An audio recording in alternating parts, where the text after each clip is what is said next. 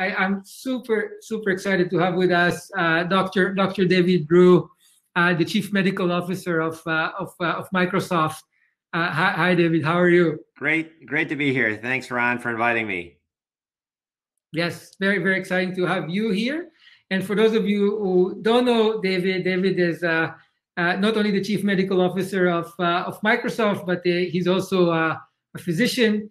He was a researcher. He's a startup guy that built companies.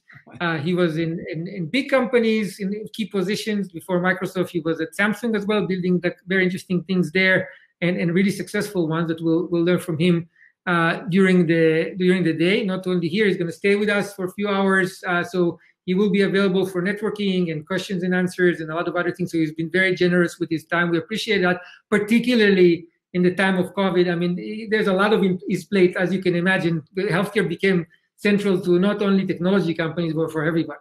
Yes. Right. So there's a lot going on for him. And without further ado, I want to turn it to you and I just give it a little bit of an open-ended question, and then we're going to talk a bit about your journey to getting to where you are. But these are unique times, David. How are you spending your time these days?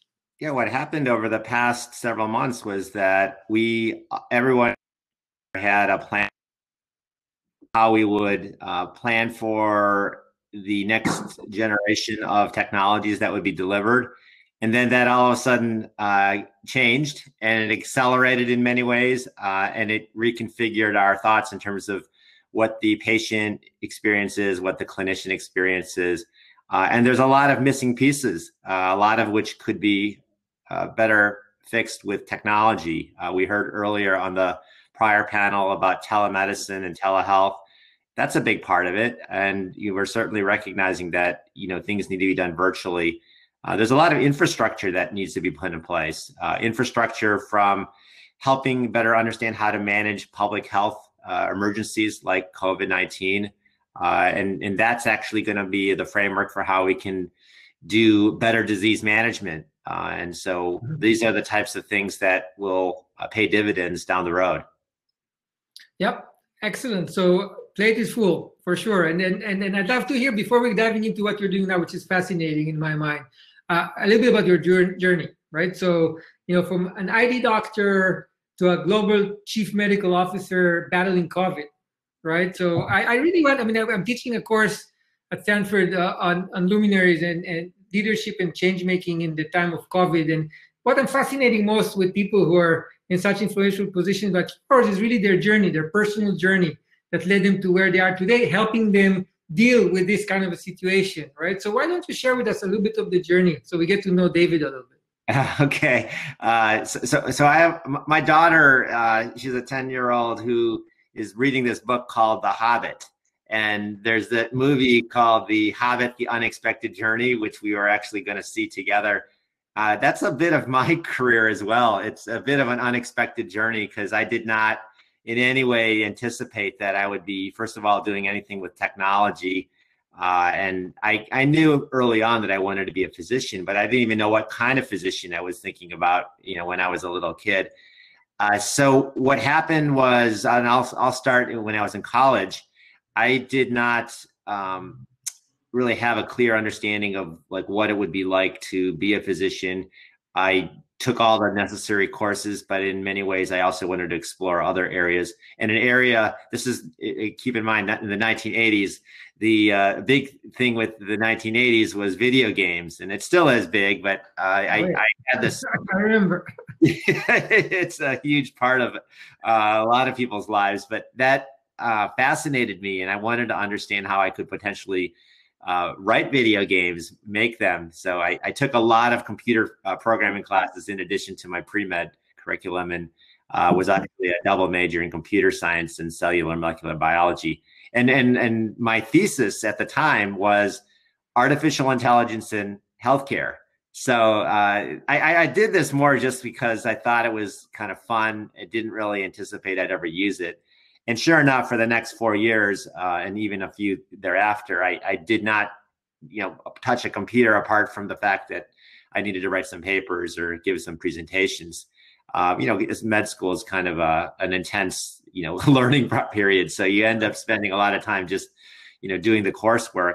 And then when you get into residency, there's this question as to whether or not you will go into private practice or academics and which area. And you have to decide fairly early. You have to know kind of what you want to do. And I was always fascinated by what I thought were the smartest docs that I ran into, which were the infectious disease docs. They seem to know more than just infections. They need to know all about every type of condition. And, we would have these, what I'll call these grand round type of things where they would try to stump all the docs and they come up with some interesting case. And it was usually the ID doc that got it or it wasn't always an infection. It was like, lupus, some variant of some other types of autoimmune disease.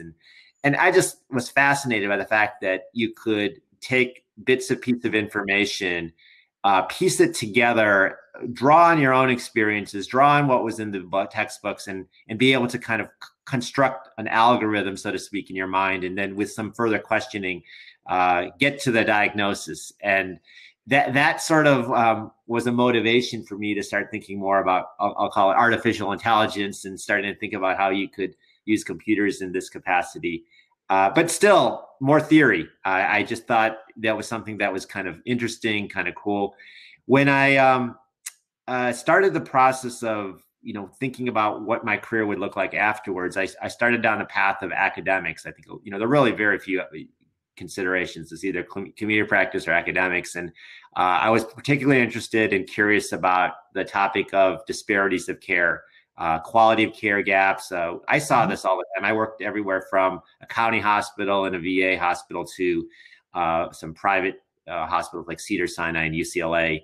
And you could see the huge disparities of care. And it was highly variable. It wasn't real. There was no rhyme or reason. And there was always this underlying assumption that the people who were maybe getting the most expensive care got the best care. But it wasn't always the case. Actually, in many cases, it was the opposite. The people in the county hospitals were getting the best care, and the VAs as well. So what we found is that there was sort of I guess the disconnect between what we originally had envisioned. And that was interesting for me. I love learning new things and trying to figure out these new associations. And so I spent a lot of time researching that. And in the process, I ended up doing a lot of studies to see whether or not I could actually change clinician behavior by handing evidence-based guidelines to clinicians.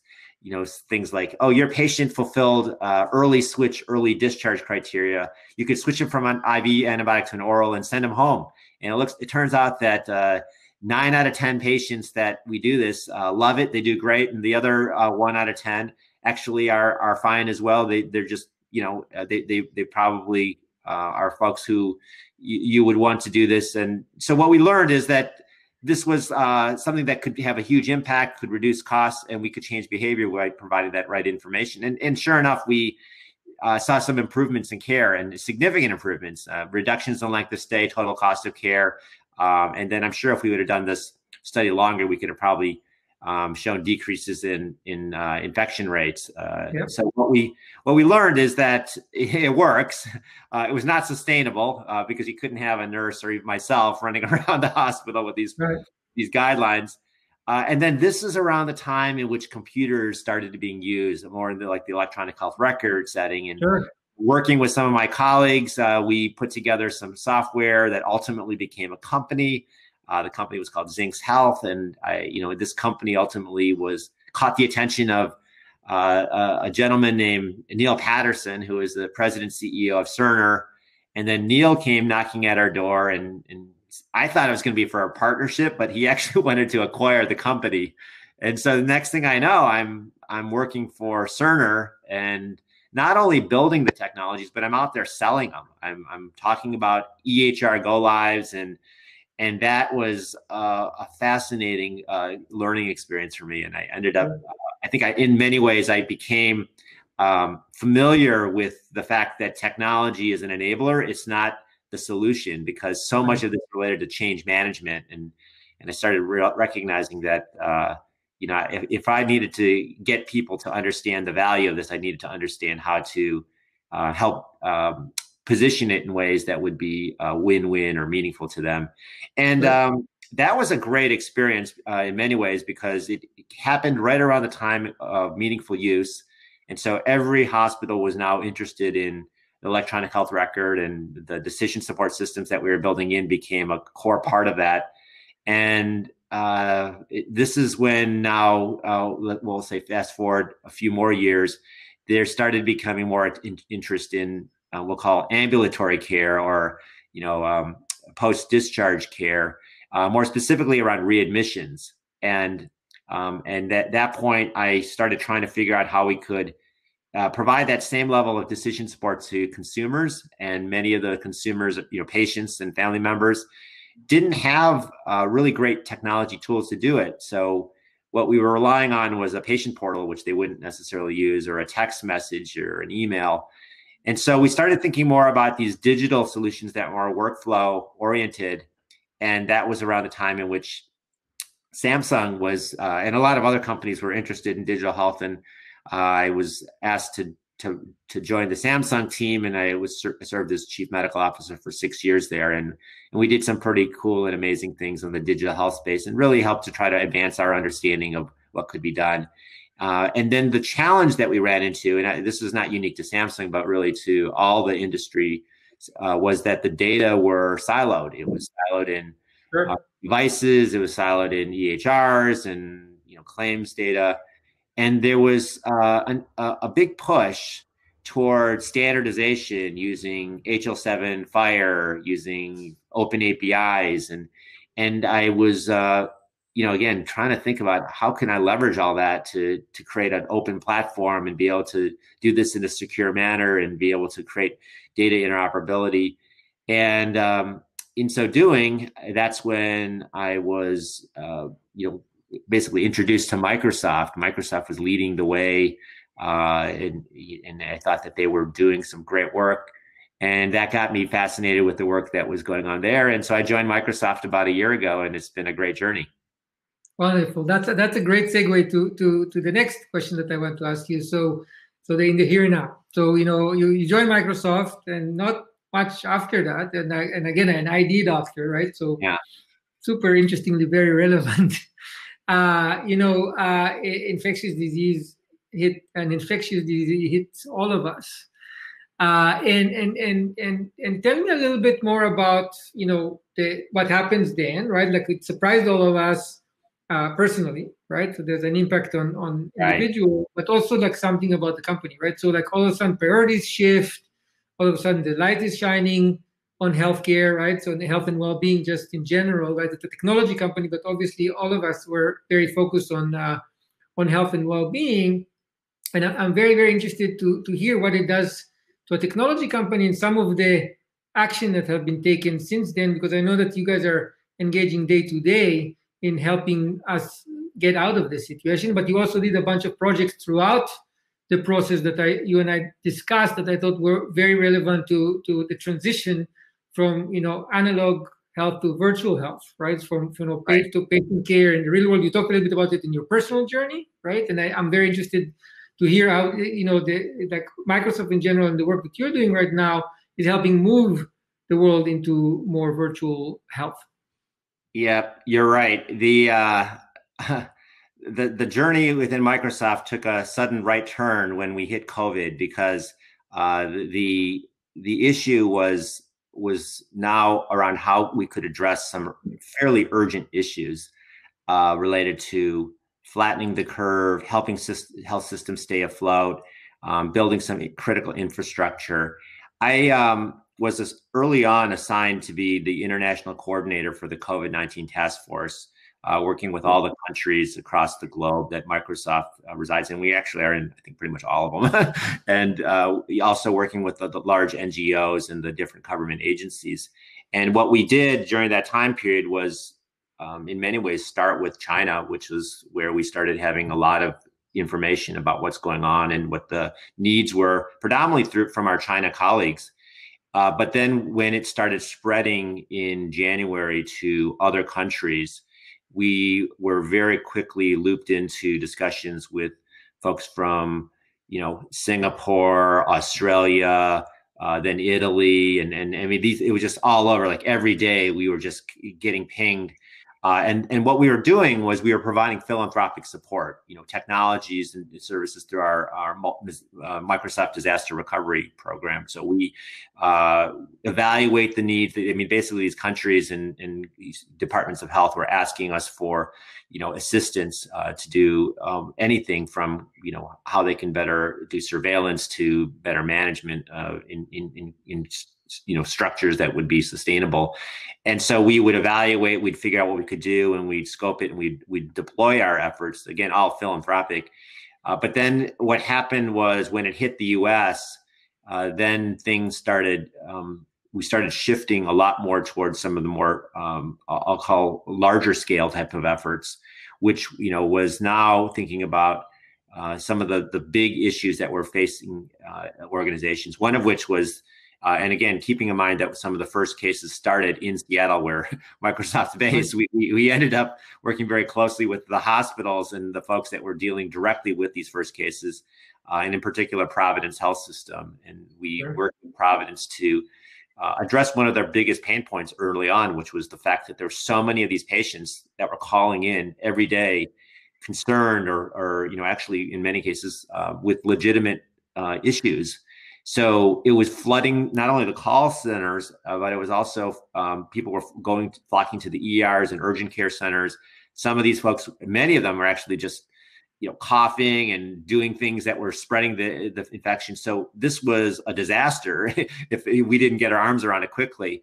So what we did is we had a bot, a health bot that we developed for other types of medical purposes, just around disease, diagnosis and things like that. We customized it based on CDC protocol, and we deployed it. And almost instantaneously, we saw a dramatic reduction in the call volumes from around 30 or 40%.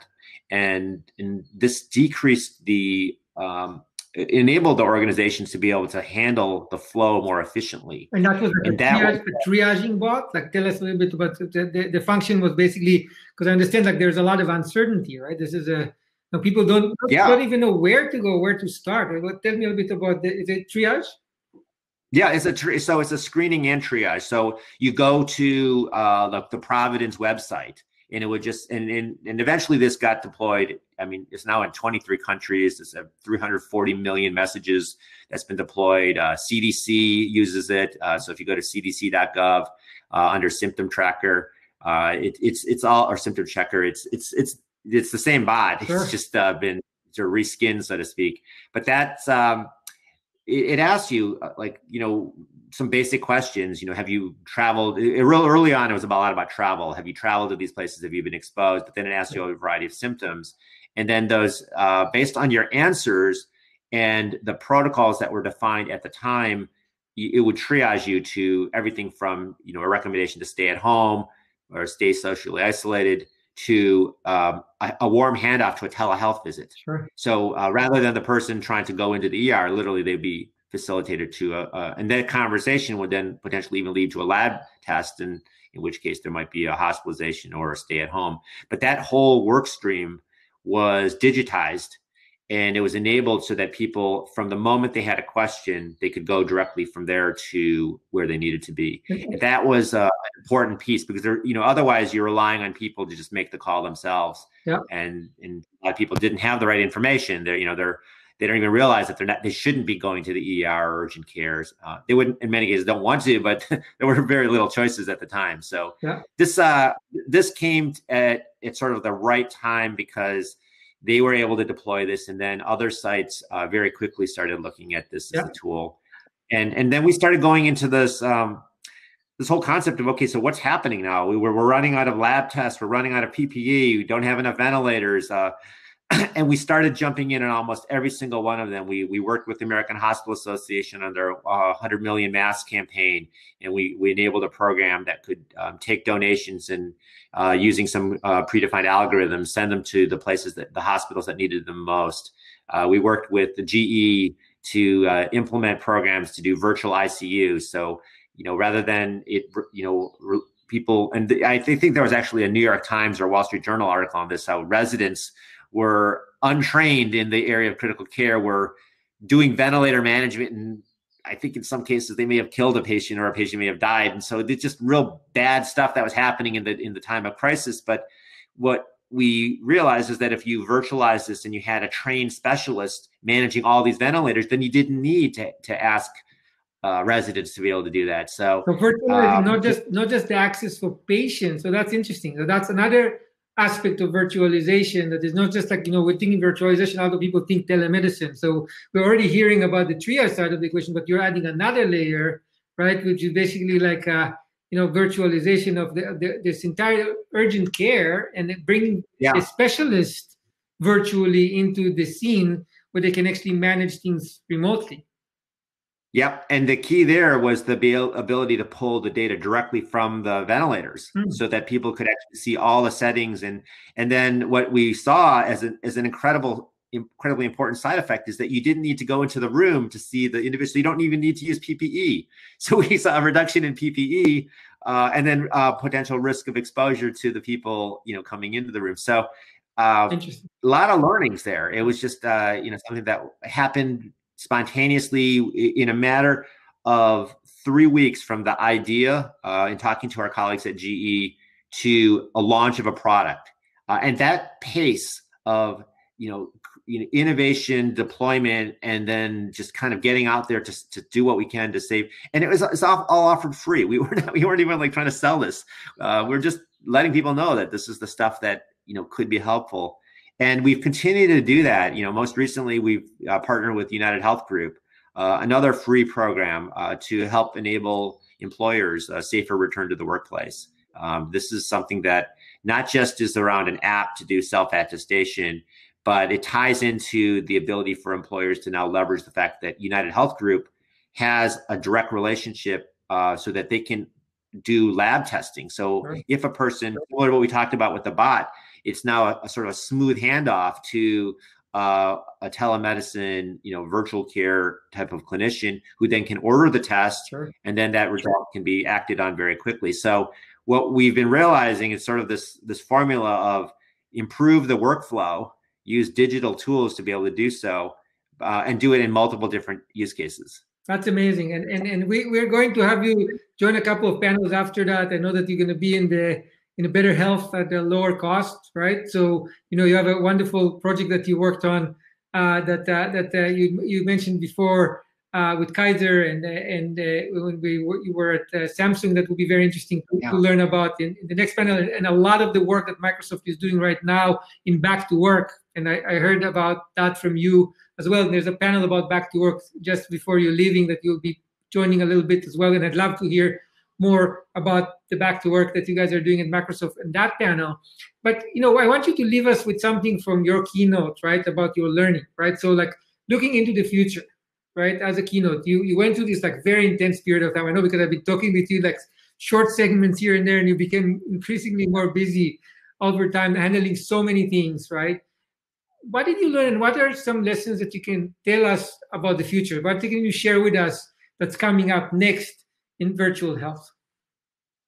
Yeah, well, I wish I had a crystal ball to tell you all the details, but it's some things that we do know for sure. One of which is that in all likelihood, virtual health, the acceleration that we've taken to move towards a virtual health platform is going to take many formats.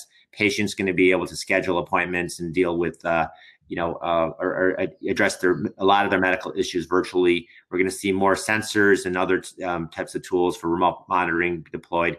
We had kind of known about this for many years, but it was a little bit of a push that happened with the COVID-19 that has enabled us to build and fortify some of those structures. And what's going to happen is people are going to recognize that, it's a lot easier to do it this way. It's a lot more convenient. It may be more cost efficient. And now there's a process to do this. So I think because of that, we're going to see not only the ability for clinicians wanting to do this and able to do this, but patients demanding that this is the type of service that they'd like to have. And you're going to see a lot more interest in terms of how to make that experience easier for customers and consumers. I think you'll also start seeing some more programs that are geared towards what we'll call vulnerable populations. A lot of this has been around digitization for the people who can use digital tools, fairly the tech savvy. But as we think about vulnerable populations, these are maybe seniors, those with disabilities, those that are very unlikely to use tech is the first go around. These type of tools could be invaluable for them, and we're spending a lot of time talking about how tech for disabilities and tech for accessibility can be used, and that will be a big part as well. Excellent. Wonderful. So we're very, very excited about the future. We're super excited to have you here today, and you're going to join the next couple of panels. So I'm looking forward to seeing you both in the Back to Work panel and also in the Better Health at a Lower Cost, and hear some of the experiences and the stories and the project that you're working on right now that are impacting a lot of people all over the world in our accelerated path to virtualization. This conference was born out of an idea, a necessity in lockdown, in time of need. And you talked about acceleration, which is like, this is one of the most inspiring things for me as an entrepreneur, is to really think about an idea of saying, wow, that so many people are interested to move into virtual health channel, both on the healthcare side of the equation, but also in healthy living, right? To stay healthy. Yeah. And they want to use virtual channel, but they don't know, they don't understand how to do it, where to go, what exactly to do. And more than that, what we discovered in the process is that the convening in healthcare, right, in the healthcare industry, in the time of most disruption, there's no convening. I mean, all the conferences are canceled, at least until the end of the year, some of them deep into next year. So there's no convening in a time of disruption. So going from an idea to FestiHealth in like less than 4 weeks, literally, right? And this is a conference that has dozens of speakers and from all over the world. We have sessions, like dozens of instructors in multiple areas. We have an expo hall, and this whole thing happened in 3.5 weeks with an amazing team that came together. I'm seeing it as a startup, but like I'm seeing it in big companies. We just talked with Stephen Chan about what happens in the VA in the same amount of time in the VA, right? Not only Microsoft as a big, strong technology company that can move rapidly when it needs to, but even in the VA, I like this rapid innovation in healthcare. For those of us who have been around for a long time, that's exciting. So excited to have you here today and hear more about your journey. And thank you so much for spending the time. Any parting thought before we head off to Missy Model for some wonderful comedy? Yeah, I'm looking forward to that. Well, thank you, Ron, for inviting me. I'm super excited to be a part of this panel or the upcoming panels, and thank you for allowing me to share some of my story. Thank you for joining us and for an amazing journey, and looking forward for the big impact, the continued big impact of you on the world of health and well-being and beyond. Thank you, David.